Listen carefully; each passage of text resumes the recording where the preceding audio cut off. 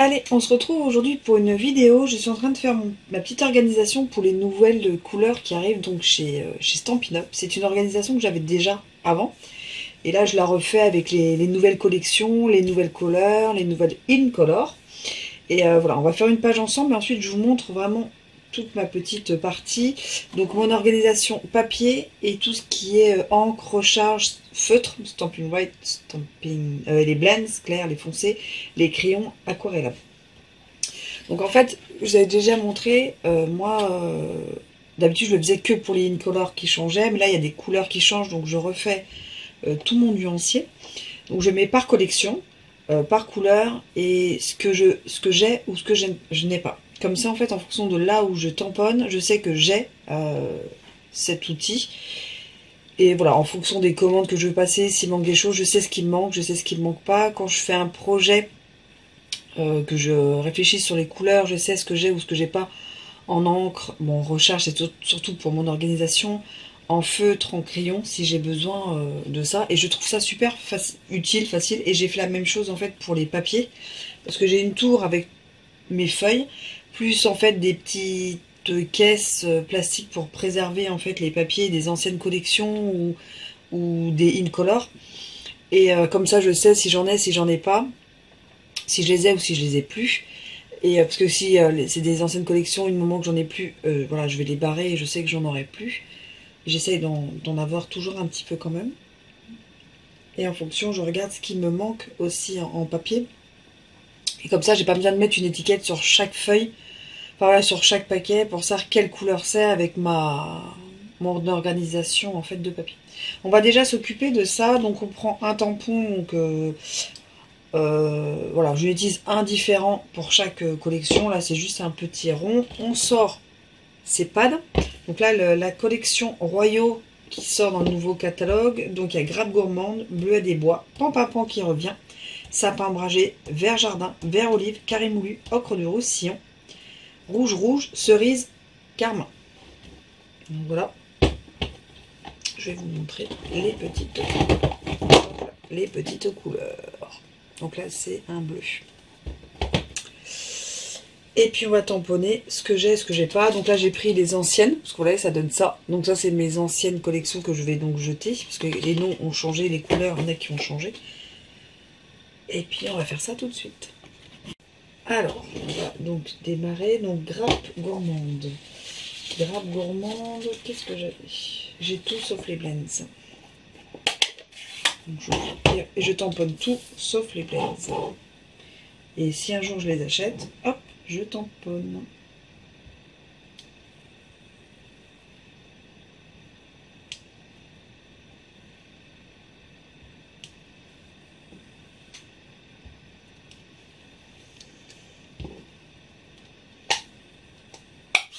Et donc je fais ça avec toutes les couleurs.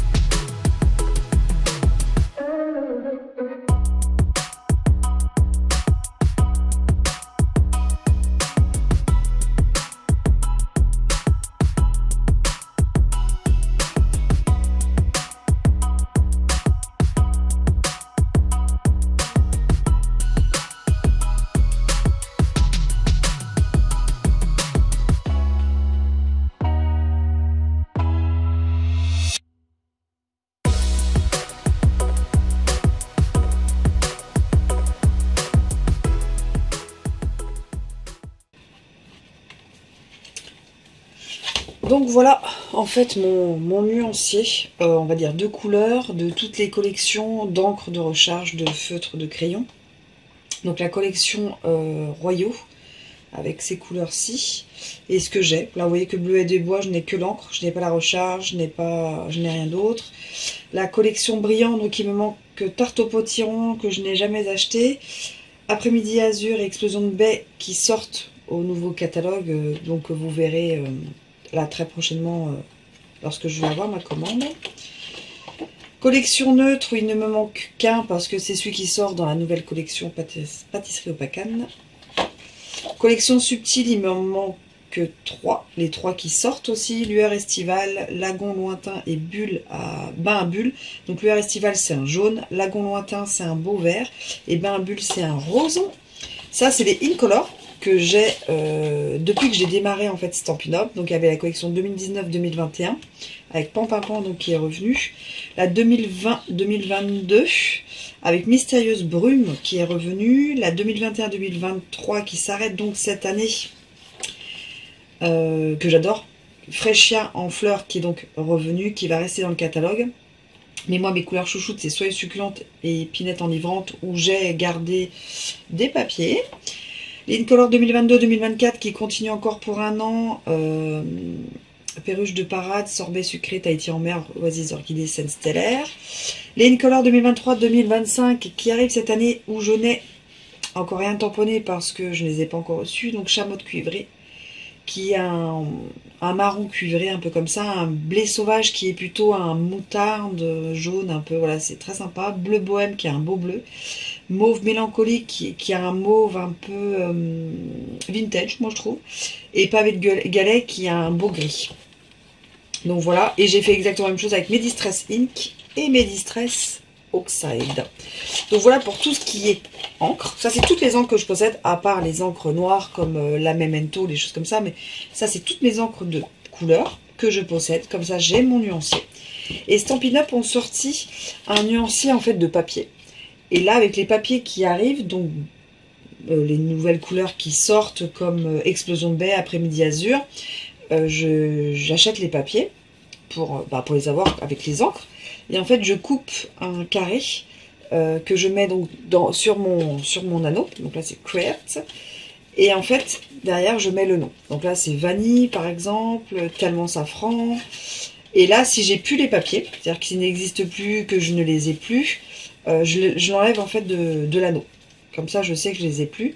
Et si je suis en manque de papier, je fais pareil. Je l'enlève de l'anneau. Comme ça, à la prochaine commande, je sais ce qu'il me reste à acheter. Donc là, il va falloir que je mette les nouveaux papiers. Donc, Bleuets des Bois. Donc, il faudra que je rajoute.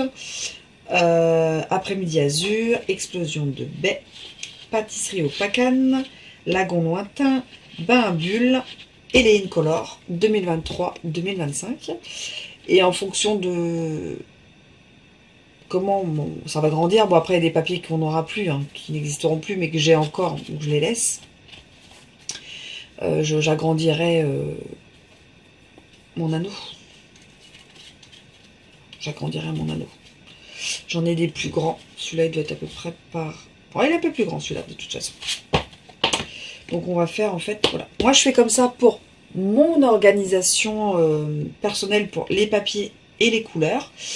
Et en fait, moi, je ne mets pas d'étiquette, donc c'est ce que je vous disais sur les papiers, parce que j'ai mon nuancier en fait. Si j'ai un papier qui est comme ça, je saurais, hop, bon, je connais le Mambo.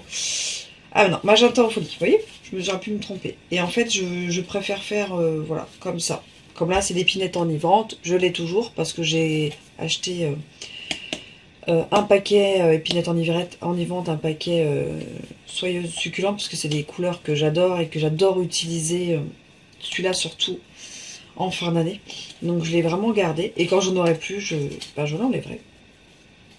Comme ça, voilà, ça fait plus clair, je me trompe pas, et si je vois, donc là c'est bleu nuit, Mystérieuse Brume, si je veux voir si deux couleurs vont ensemble, je me dis, je vais peut-être faire ça et ça, je le vois en fait... Voilà, tout de suite, et je choisis en fait tout de suite. Moi je trouve que c'est pas mal. Donc c'est quelque chose que Stampin' Up vend et a vendu à un moment donné, et que moi en fait j'ai gardé et que j'ai fait, voilà, je vais agrandir. Voilà, c'est surtout ça. Et moi j'utilise vraiment